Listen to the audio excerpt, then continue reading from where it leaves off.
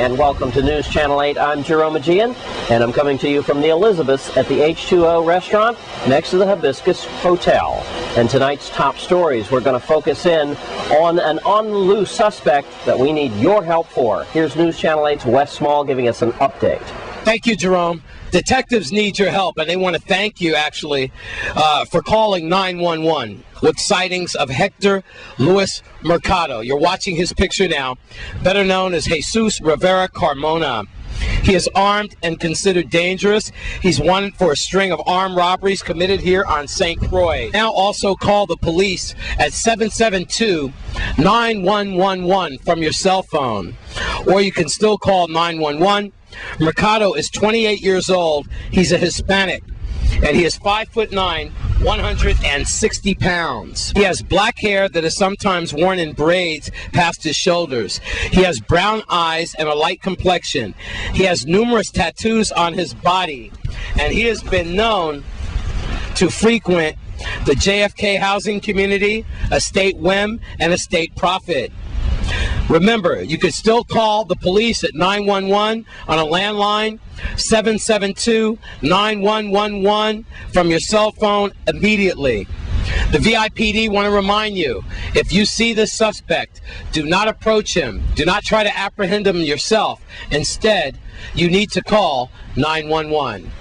With that, I'm Wes Small for News Channel 8. The top stories tonight, we have an exclusive interview with Governor John P.D. Young Jr. and Lee Carl.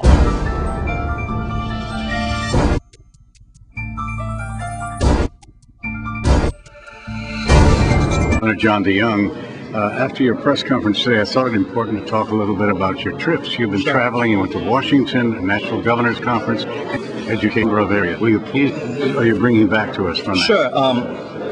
Every year, the National Governors has a meeting where the highlight of it, and really the purpose of it, is gives us an opportunity to sit with the President and outline concerns that we have. This year in particular was extremely important because it gave me an opportunity, one, to see him again since the election, of course, but also to outline some concerns that I have with respect to the Virgin Islands and making sure that stimulus dollars that are coming here can be used for areas and purposes that we have that are important.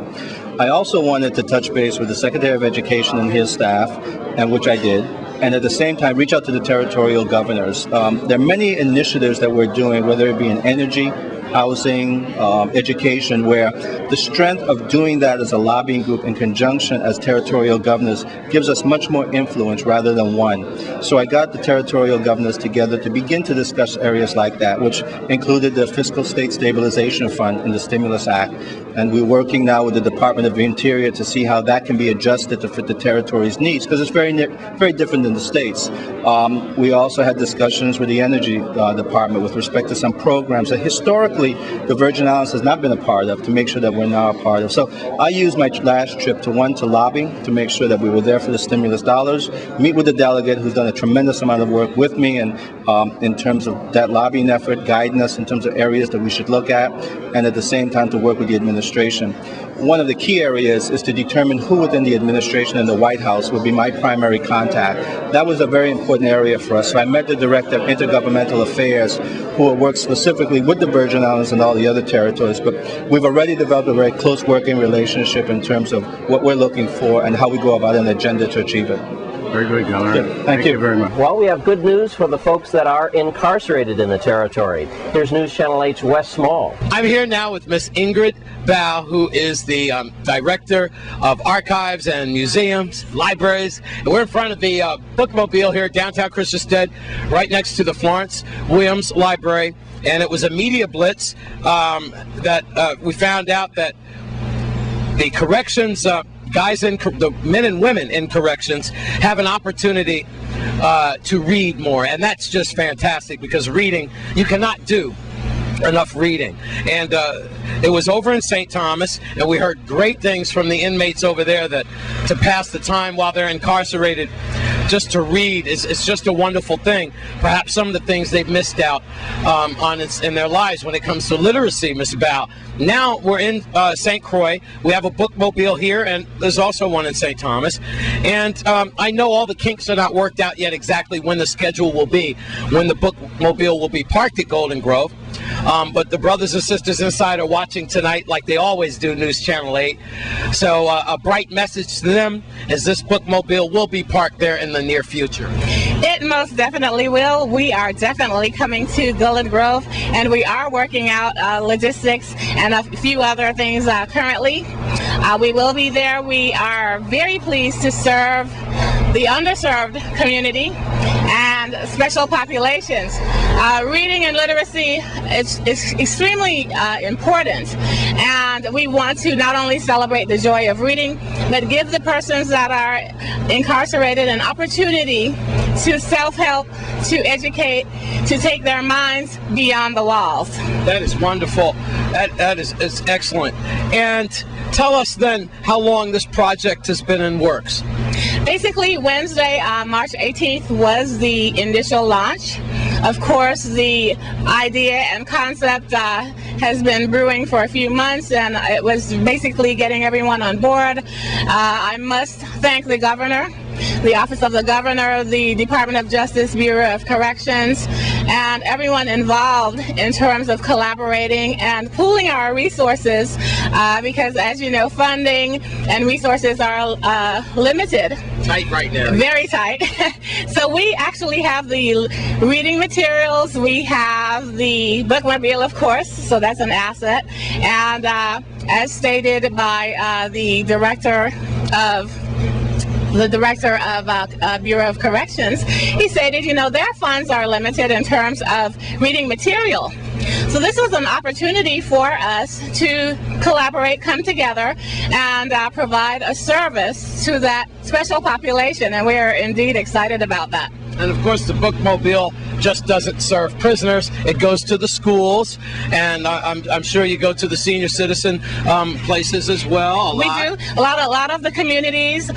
We are basically out there, out in the community, various community centers, activities. We were at the Ag Fair on St. Croix. And how much does it take to fill this bad boy up?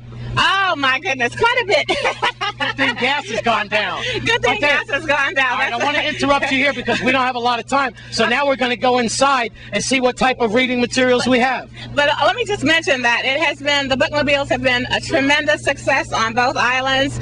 We have served towards approximately 3,000 library cards have been issued collectively. During the Ag Fair on St. Croix, in the 3-day period, we saw over 900 children. At the Read on the Green in St. Thomas, there were over like 1,300 children last year, and we've been invited back. So we're out there in the community, taking the mini library, state-of-the-art library on wheels out into the community. Wonderful. Well, let's go inside and see what we have. All right, and we're going to wrap this up. But Ms. Bao, as this young lady's demonstrating, you also have a laptop service here. We sure do. We have 2 internet stations that are available. And that's a wonderful asset to the bookmobile. We also have, of course, plenty of books, as you can see. Yes. We have the adult bestsellers, we have nonfiction, fiction, we have lots of interesting books that are Caribbean oriented. Right. So we have lots of children's books, things for adults, and other wonderful features. We have 2 DVD stations in the back. Wow. We are handicap accessible.